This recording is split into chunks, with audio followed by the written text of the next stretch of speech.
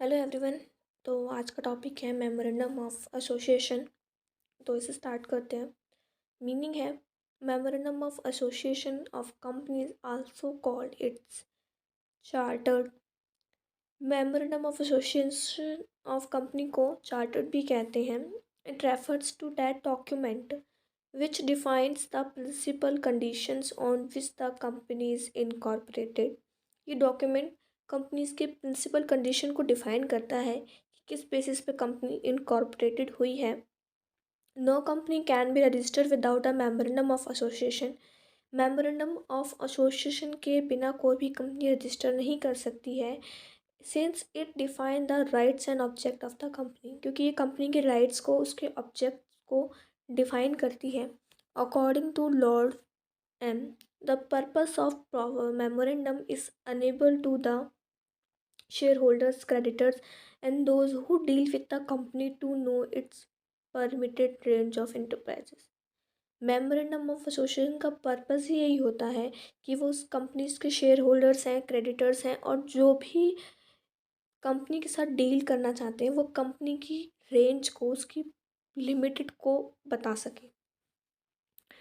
Features हैं, it is a basic chartered on which the company is based and it is mandatory for a company. ये एक basic chartered है कि company क्यों base हुई है और इसका मैंडेटरी क्या है। It it define the scope of companies activity. ये कंपनीज की एक्टिविटीज़ को, इसके स्कोप को डिफाइन करती है। It is the constitution of the company because it define the limitations and sphere of its activity। ये कॉन्स्टिट्यूशंस है ऑफ कंपनी का, क्योंकि ये कंपनी की लिमिट्स को बताती है, उसकी स्पेयर ऑफ एक्टिविटीज़ को बताती है। Memorandum can not be altered by the company except by following the condition let down in the companies act and for specific activities and situations. Memorandum company के द्वारा change नहीं किया जा सकता, company की सिचुएशन के कारण चेंज नहीं किया जाता। इसमें इसको मेमोरेंडम को चेंज करने के लिए कंपनीज के एक्ट हैं या फिर कंपनीज के एक्ट हैं, कुछ कंडीशंस, उसके according he memorandum of association को चेंज कर सकते हैं। या फिर कोई स्पेसिफिक सिचुएशन ऐसी है या कोई एक्टिविटी है कंपनी की जिसके अंडर हम इसको चेंज कर सकते हैं, वरना बिना किसी रीज़न के कंपनी इसको चेंज नहीं कर सकती। ये एक it is a public document and it's open to inspection by those who deal with the company. ये एक पब्लिक डॉक्यूमेंट है, जो भी पर्सन कंपनी के साथ डील करना चाहते हैं उनके लिए एक इंस्पेक्शन के द्वारा है कि वो कंपनी से डील करने से पहले इसको पढ़ लें, कंपनी के बारे में सब जान लें। It define the company's relation with outside individual and its activity in relation to them. ये कंपनीज के रिलेशन को डिफाइन करता है, जो भी आउटसाइड से हैं, आउटसाइड इंडिविजुअल से हैं, और उसकी एक्टिविटीज़ को डिफाइन करता है। नेक्स्ट है purpose and importance. Fundamental document एक फंडामेंटल डॉक्यूमेंट है। It is the basic and mandatory charter without which the company can not be incorporated. ये कंपनी के लिए ज़रूरी है, बेसिक है, इसके बिना वो कंपनी इनकॉर्पोरेटेड नहीं हो सकती। एवरी पब्लिक और private company is required by the law to have it memorandum. Public company हो, प्राइवेट कंपनी हो, दोनों ही कंपनीज को मेमोरेंडम ऑफ एसोसिएशन की रिक्वायर होती है।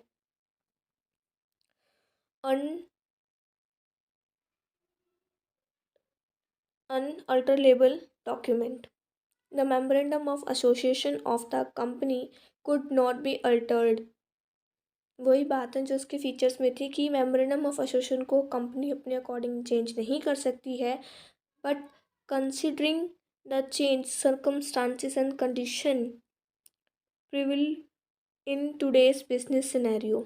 लेकिन आज के टाइम में, आज के बिजनेस में कुछ सर्कमस्टांसेस या कुछ कंडीशन ऐसी आती हैं जो हमें मेमोरेंडम ऑफ एसोसिएशन को चेंज करना पड़ता है। It is possible with the specified limits and under the strict provision of companies act. ये सिर्फ तभी किसकी मदद से पॉसिबल है, एक स्पेसिफाइड लिमिट की, या फिर जो कंपनीज एक्ट के अंदर जो प्रोविज़न है उनकी हेल्प से ही ये पॉसिबल है। सेकेंड है सॉरी थर्ड है, it define limitation of companies operation. ये कंपनीज के ऑपरेशन को, उनकी कंपनी के ऑपरेशन की जो लिमिट्स है उनको डिफाइन करता है। Memorandum of association define the nature of the companies business. ये कंपनीज का जो नेचर है, किस टाइप का बिजनेस है कंपनी का, उसे डिफाइन करता है। कंपनी के स्कोप को बताता है, within which the companies to function in business activity. Fourth है, relationship between the company and outsider. Memorandum of association is an indicator and guideline of the company's activity to the outsider. Memorandum of association एक indicator भी है और एक guideline भी है outsiders के लिए, जो भी कंपनी के साथ एक्टिविटीज़ करना चाहते हैं, बिजनेस डील करना चाहते हैं। Those who deal with the companies are accepted to know what the company's memorandum of association contain. जो भी पर्सन्स, कंपनी पार्टनर्स, जो भी कंपनीज के साथ डील, उस कंपनी के साथ, किसी भी कंपनी के साथ डील करने के लिए एक्सेप्ट कर रहे हैं या उनकी इच्छा है, तो मेमोरेंडम ऑफ एसोसिएशन कंपनी का क्या है, क्या कंटेन कर रहा है, क्या बता रहा है, उन्हें बहुत हेल्प करता है। Memorandum of association is open to all who deal with और plan to deal with the company. Memorandum of association open है हर किसी के लिए जो कंपनी के साथ डील करना चाहता है या फिर वो जो डील करने के लिए प्लान कर रहा है। It contains clause that give important information about the company. The company relevant information including the name of the company, address of it registered, the company share capital, whether it is limited by share or guarantee, object of the company's, its sphere of activity and limitation. In other words, it gives the viewer picture of the company. इसमें ये है कि जो भी company की relevant important information है वो memorandum of association में इंक्लूड होती है। जैसे कि कंपनी का नाम क्या है, कंपनी का रजिस्टर्ड ऑफिस है, उसका एड्रेस क्या है, कंपनीज की शेयर कैपिटल क्या है, चाहे वो लिमिटेड बाय शेयर हो या लिमिटेड बाय गारंटी हो, कंपनी का ऑब्जेक्टिव क्या है, उसकी स्पेयर ऑफ एक्टिविटीज़, उसकी लिमिटेशंस क्या है।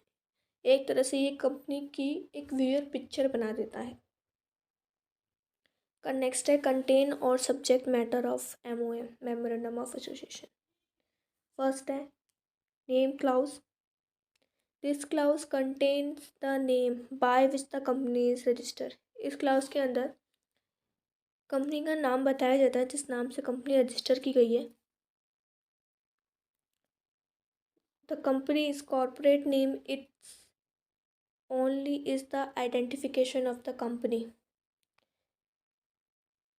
It reveals individual status. जो कंपनी का नाम है, कंपनी जिस नाम से कॉर्पोरेट कर रही है, वो कंपनी का नाम नहीं है, वो उसकी एक आइडेंटिफिकेशन है कंपनी की। ठीक है, there is no restriction on a company on selection of its name. Company के ऊपर कोई भी रेस्ट्रिक्शन नहीं है कि वो कुछ, मतलब वो अपनी इच्छा के अनुसार कोई भी नाम रख सकती है, उसके ऊपर कोई बैन नहीं है, कोई रेस्ट्रिक्शन नहीं है। It can choose any name, कुछ भी नाम रख सकती है, but following some legal formalities. Legal formalities ये है, if the name of the company is similar to the name of exiting companies, such name are considered undesirable because they are likely to confuse the public as to the company's entity. Company ने अगर ऐसा नाम रखा है कि वो नाम किसी भी एग्जिटिंग कंपनी, यानी कि जो कंपनी चल रही हैं उसके नाम से मैच करता है, तो वो नाम वो नहीं रख सकती। इससे एक तो कंपनी की एंटिटी पे फ़र्क पड़ता है और जो पब्लिक होती है वो भी कंफ्यूज होती है। नेक्स्ट है, it is mandatory for public company to use word limited at the end of the company's name and private company to use for private limited at the name of the company's name. Private company हो, public company हो, दोनों के लिए ये compulsory है, mandatory है कि public company के नाम के एंड में लिमिटेड हो और प्राइवेट कंपनी के नाम के एंड में प्राइवेट लिमिटेड हो। The name of the company must be presented at display publish on the sign board at the registered office or all offices or place of businesses of company in English or regional language।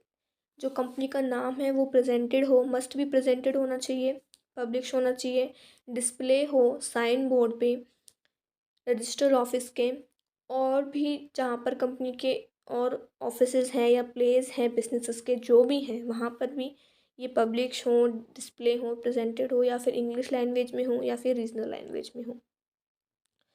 Situation and register office clause second है ये, this clause describe the address city and state in which company register office will be located. ये clause company का address, उसकी city, state सब mention करता है, जिसके वो एड्रेस मेंशन करता है जिस एड्रेस पर कंपनी लोकेटेड है। On the basis of information only it is possible to establish the domicile of the company. इस इंफॉर्मेशन के बेसिस पर ये पॉसिबल है कि कंपनी का डोमिसाइल बनाया जाए, कंपनी की नेशनलिटी डिटरमाइन की जाए कि कंपनी इंडियन है या फॉरेन है। Object clause, it is a most important clause of the memorandum of association। Objective clause, define the object or aim for the company is to be set up। ये clause company का object क्या है, उसका M क्या है, जिसके लिए company setup हुई है। Two main reason why company state its object, इसके दो रीजंस हैं कि कंपनी को अपना ऑब्जेक्ट क्यों स्टेट करना चाहिए।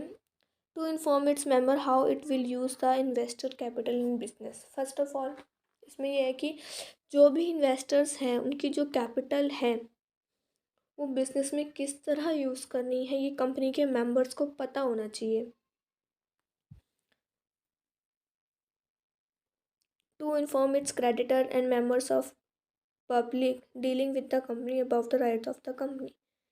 कंपनीज के क्रेडिटर्स को और पब्लिक को जिससे कि कंपनी डील कर रही है उन्हें भी कंपनी के ऑब्जेक्ट के बारे में, या फिर कंपनी में जो पब्लिक कंपनी के लिए काम कर रही है उन लोगों के कंपनी के लिए क्या राइट्स हैं या कंपनी के उनके लिए क्या राइट्स हैं वो भी पता होने चाहिए। फोर्थ है liability clause, the memorandum of association of the company state the liability of the memorandum of the company. इस क्लाउज में जो भी लाइबिलिटी है मेंबर्स की, मेंबर्स ऑफ द कंपनीज के मेंबर्स की जो भी लाइबिलिटी है वो स्टेट की जाती है, चाहे वो लाइबिलिटी लिमिटेड बाय शेयर हो या गारंटी हो या फिर वो लाइबिलिटी अनलिमिटेड हो। In case limited by shares, अगर कंपनी के members, in case the company limited by shares, अगर कंपनी की लाइबिलिटी लिमिटेड बाय शेयर्स है तो the members are liable to unpaid amount due on the shares taken by them where the shares are fully paid up or the liability shareholder shall be nil। इसमें है कि अगर company के members ने company के share purchase किए हैं और उसने फुली पेमेंट कर दी है उन शेयर्स की, तो जो शेयर होल्डर की लाइबिलिटी है वो नील है। अगर जैसे कि फॉर एग्ज़ाम्पल मेंबर ने शेयर परचेज करे 1 लाख के, उसने 7 लाख पे कर दिए शेयर्स के, 3 लाख उस पर रह रहे, तो जो उसकी मेंबर्स की जो लाइबिलिटी है वो 3 लाख, लेकिन मेंबर ने वो 3 लाख पे कर दिए, टोटल उसने 10 लाख पे कर दिए शेयर्स के, ठीक है, तो उसके पास उसकी कंपनी की कोई भी लाइबिलिटी नहीं है। अगर कंपनी लॉस भी करती है तो वो उस लॉस को पे करने के लिए एलिजिबल नहीं है, कि उसके पास कंपनी की कोई भी लाइबिलिटी नहीं है, ठीक है। नेक्स्ट है a member of the company limited by guarantee. इसमें है कि कंपनी के जो मेंबर्स हैं वो एक कोई भी मेंबर कंपनी का गारंटी लेता है कि अगर कंपनी वाइंड अप होगी तो वाइंड अप के टाइम पर वो, मान लीजिए उसने गारंटी ली है कि वो 5 लाख ही वाइंड अप के टाइम पर पे करेगा, लेकिन कंपनी उससे कहती है कि वो वाइंड अप के टाइम पर, उसने कहा कि वो वाइंड अप के टाइम पर 5 लाख पे करेगा, ये एक मेंबर ने गारंटी ली है। लेकिन at the time of wind up के टाइम पर कंपनी कह रही है कि आप 6 लाख पे कर दो। नहीं, क्यों? क्योंकि उसने गारंटी ही सिर्फ 5 लाख के लिए, तो सिर्फ वो 5 लाख ही पे करेगा, उससे ज़्यादा या उससे कम अमाउंट वो पे नहीं करेगा। इन केस ऑफ अनलिमिटेड लायबिलिटी, इसमें है कि जो पर्सन्स हैं, कंपनी के जो मेंबर्स हैं, वो कंपनी की लायबिलिटी को, उसके डेप्ट को पे करने के लिए अपनी पर्सनल प्रॉपर्टी भी यूज़ करते हैं। Company, in case company wind up है, वाइंड अप के टाइम पर या फिर कंपनी लॉस सफ़र कर रही है उस टाइम पर, फिफ्थ है capital clause. This clause state the amount of authorised capital which the company propose to be registered. इसके अंदर कंपनी की authorised capital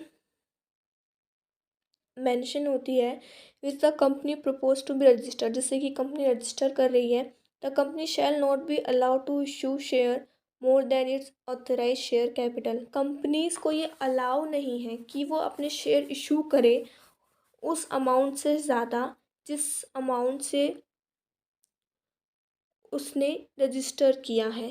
the share can be equity और प्रेफरेंस शेयर, ये शेयर इक्विटी और preference shares भी हो सकते हैं, प्रेफरेंस शेयर्स भी हो सकते हैं। नेक्स्ट है एसोसिएशन क्लाउज। इस क्लाउज को सब्सक्रिप्शन क्लाउज भी बोलते हैं। इसमें है कि memorandum of association signed by at least 7 subscriber हों, in case of public company में और प्राइवेट में 2 हों। This should be follow by the name and address of the subscriber. इसमें सब जो भी सब्सक्राइबर्स हैं उनका नाम और उनका एड्रेस मेंशन हो, साथ में the number of share taken by each one of them. The signature of each subscriber shall at least by shall be attested by at least one witness। जो भी सब्सक्राइबर है उसके साथ एक विटनेस होना चाहिए। One subscriber can not attest the signature of the other subscriber. कोई भी सब्सक्राइबर दूसरे सब्सक्राइबर का विटनेस नहीं बन सकता।